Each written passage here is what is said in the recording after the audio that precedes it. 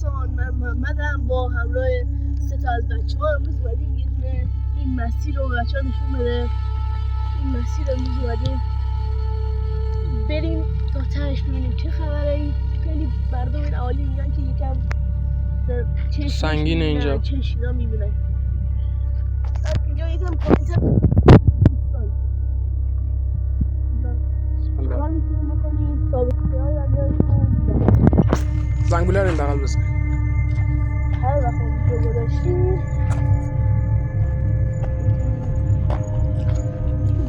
خیلی ترسید.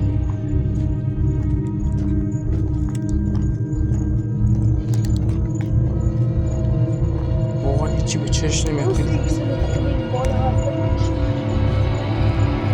آسمان چراغ آسمون هم زیاد نور نداره، نمیتونیم واسه شما تصاویر قشنگ ثبت کنیم.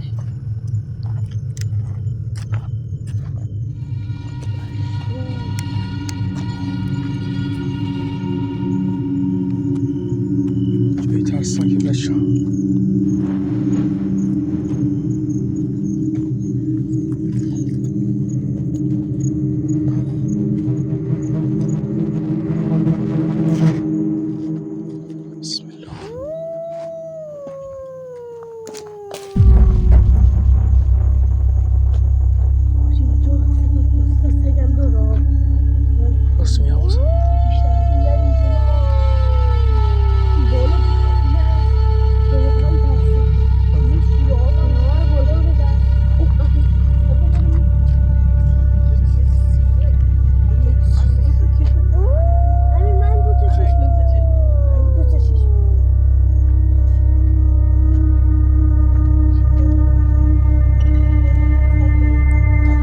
متاسفانه اینجا چند تا سگ وجود داره، نمیذارم ما عبور کنیم. چه این دیگه چی بود؟ ناموسن نگو.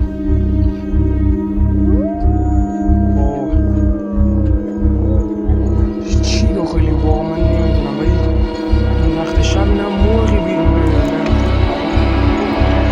چی دیگه.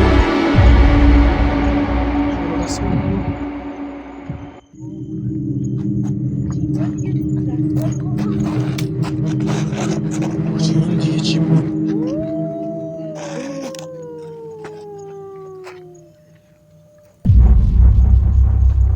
چه خبره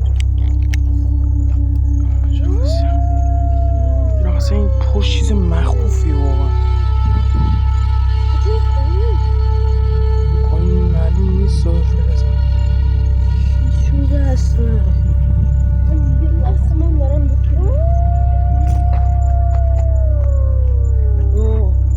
این موش هم آخه نمیتونه اینقدر.